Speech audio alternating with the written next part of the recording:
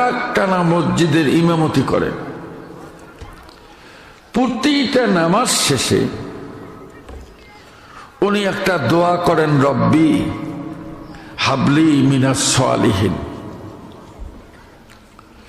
12 বছর পর্যন্ত এই দোয়া প্রতি ওয়াক্তে হতো। তো একজন ইংরেজি শিক্ষিত মানুষ বলছে, হুজুর 12টা বছর ধরে পিছনে নামাজ পড়লাম, এই দোয়া আপনি বাদ দেন না, এটার মানে কি? তো উনি আবার হাফেজ মানুষ, তো বলছে, ভাইজান এটার যে কি মানে এটা আমিও জানি না। ইংরেজি শিক্ষিত লোক চিন্তায় পড়ে গেল, কিরে হুজুরও জানে না।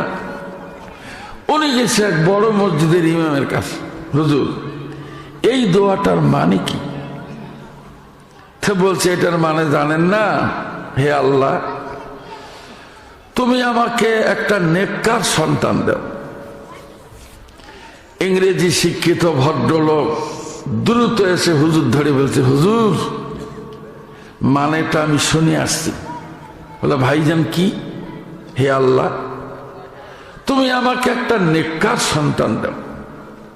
এটা শুনে ইমাম সাহেবের ডাইন হাতের তলা দিয়ে নিজের কপালে ধারাম করি এক থাপ্পড়। হুজুর হুজুর হুজুর এটা কি করলেন? কয় যে, ভাই এই দোয়ার মানে না জানিয়ে বলায় 12 বৎসরে আমার বাচ্চা হয়েছে 8টা। বিছরিয়ে দেওয়ার জায়গা নাই। আমি করছি দেখি এই 12 বছর। গরিব মানুষ বছর ঘুরতেই বাচ্চা হয়, বছর ঘুরতে বাচ্চা হয়। ভাবলেন যে হুজুর রসিকতা করলেন, খালি এটা একটা দৃষ্টান্ত দিলাম, বুঝে শুনে কাজ করা উচিত।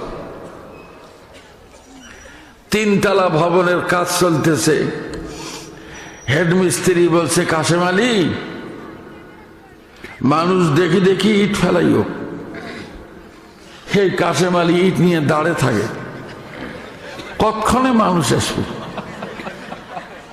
ওই যেমনে মানুষ আসে ঠকাস করি মাথা ফেলে, মাথা ফাটে।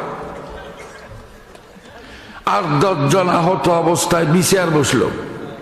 হেই মিয়া, কি শুরু করছে? মানুষ মারার জন্য আসছেন নাকি?